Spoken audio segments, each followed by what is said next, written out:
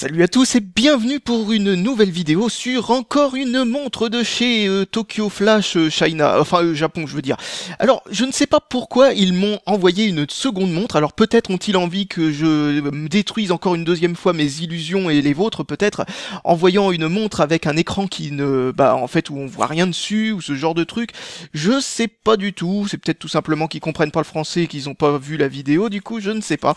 On va voir ce que celle-là vaut. Alors, hop, pouf, on va ouvrir ce petit paquet, enlever la montre de son emballage. Alors je tiens à vous dire déjà que l'emballage est beaucoup plus léger que la dernière montre parce que celle-ci n'a pas le bracelet en métal si je me souviens bien.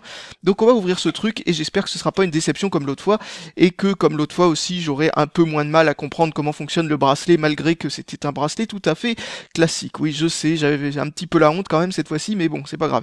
Donc encore une fois le fameux papier de garantie de machin chose et la petite notice qui vous explique comment fonctionne la montre. Alors encore une fois, hein, je vais répéter ce que j'ai déjà dit l'autre fois, mais leur site internet est absolument fabuleux si on a envie tout simplement de comprendre comment fonctionne leur montre, etc. Ils mettent tout ce qu'il faut comme instruction, etc. Enfin même des petits exercices pour essayer de nous expliquer comment fonctionne tout ça. Alors, cette fois-ci j'ai pris une montre avec un écran un petit peu moins, disons, audacieux.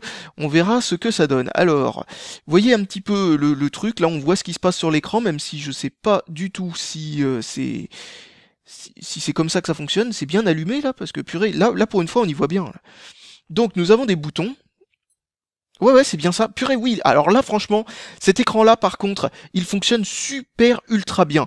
Nous avons des espèces de segments qui sont couleur argent. C'est pour ça que je pensais pas que c'était du LCD, que je me demandais pourquoi les segments étaient couleur argent. Donc bon c'est assez incroyable. Donc va falloir essayer de comprendre comment fonctionne cette montre. Alors si je comprends bien, il y a marqué 10h09 dessus. Ouais, elle est déjà à l'heure. Tiens, c'est marrant ça. Elle est à l'heure de mon segment de mon fuseau horaire. Bah ça c'est plutôt sympathique. Alors à quoi sert ce bouton? Je ne sais pas. Peut-être le rétroéclairage, mais comme il fait assez lumineux, je ne vois pas tellement ce qui se passe. Donc là nous avons 0916. Ouais, ok, pourquoi pas. Je sais pas ce que ça veut dire, mais c'est pas grave. Alors je viens de regarder tout ça un petit peu plus en précision et donc ce bouton là sert tout simplement à allumer l'écran donc pour la nuit, mais ça se voit pas du tout de jour. Par contre un truc qui avait comme défaut avec la précédente c'était les reflets et qui était juste abominable quoi. Avec celle-là ça va complètement, je viens de l'essayer avec un bon gros rayon de soleil d'été et non on voit parfaitement sur l'écran. C'est tout simplement parce qu'il y a plus de contraste sur l'écran, hein. L'écran de la précédente montre était juste absolument minable. Tiens d'ailleurs je vais le ramener pour comparaison. Et voilà, je crois qu'il n'y a pas photo, vous voyez la différence. Celui-là on voit quelque chose, celui-là on voit rien du tout. Vous vous rappelez la dernière fois j'avais foutu un gros projecteur dessus, j'avais mis les lumières en mode fluo pour qu'on arrive à y voir quelque chose. Et encore on n'y voyait rien du tout non plus. Et comme vous le voyez, bah là on n'y voit toujours rien, hein, voilà. Et là sur celui-là, bah, on voit parfaitement bien que ça marque tout simplement 10h14 tout simplement. Alors si vous vous demandez comment ça fonctionne, l'heure, bah c'est simple, ça c'est un 1, ça c'est un 0, bien entendu, ça c'est 4 et bon bah voilà c'est assez perturbant au départ mais en fin de compte c'est très simple hein. Il suffit de regarder les trous qu'il y a et là on voit que dans le trou on a un 4 qui se dessine, là on a un rond et là non c'est pas 11 mais tout simplement un 1 bien entendu parce que ça voudrait rien dire 110 heures 115 Enfin voilà. Donc le bracelet, alors là franchement, là je préfère ce genre de bracelet. Vous savez, l'autre fois, certains m'ont dit oh là là, mais comment tu fais pour pas connaître ce type de bracelet là pour le bracelet précédent? Parce que c'est un truc très standard, etc. Il y a la même chose sur les Rolex. Personnellement, je n'ai pas l'argent pour m'acheter une Rolex, hein, donc je ne sais même pas ce qu'ils utilisent comme bracelet. Et très sincèrement, je m'en fiche.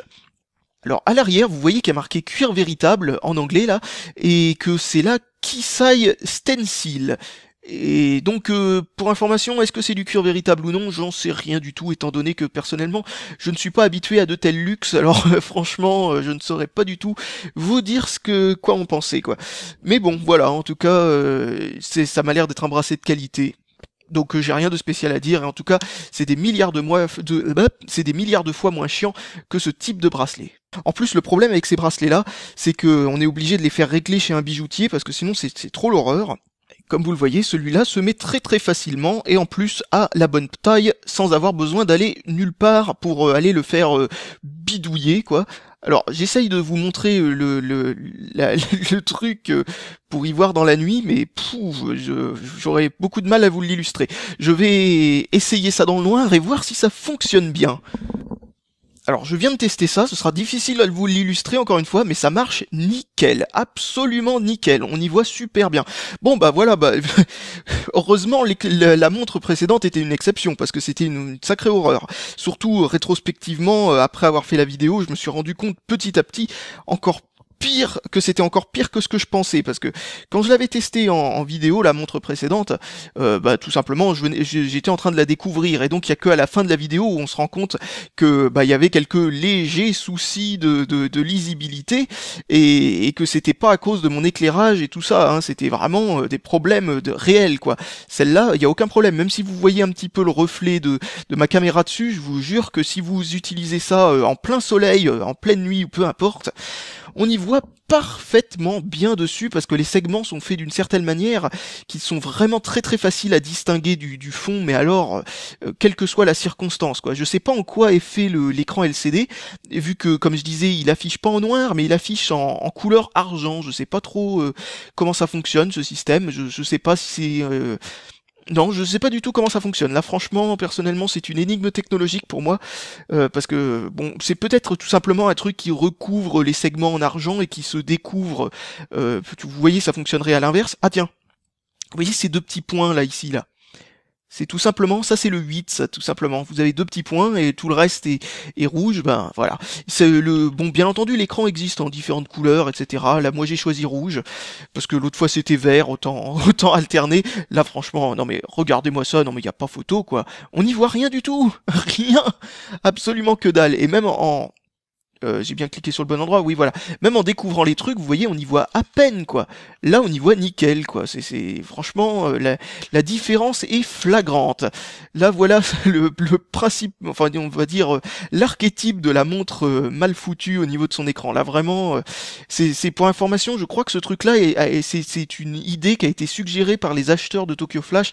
Bah purée, ils auraient mieux fait de se la garder parce que ils leur ont donné l'idée du pire produit qu'ils ont jamais vendu, je crois. Wow, on me voit super bien dans le reflet, c'est magnifique. Allez, je crois que j'ai plus rien de spécial à dire, et donc je vous dis salut à tous et à la prochaine!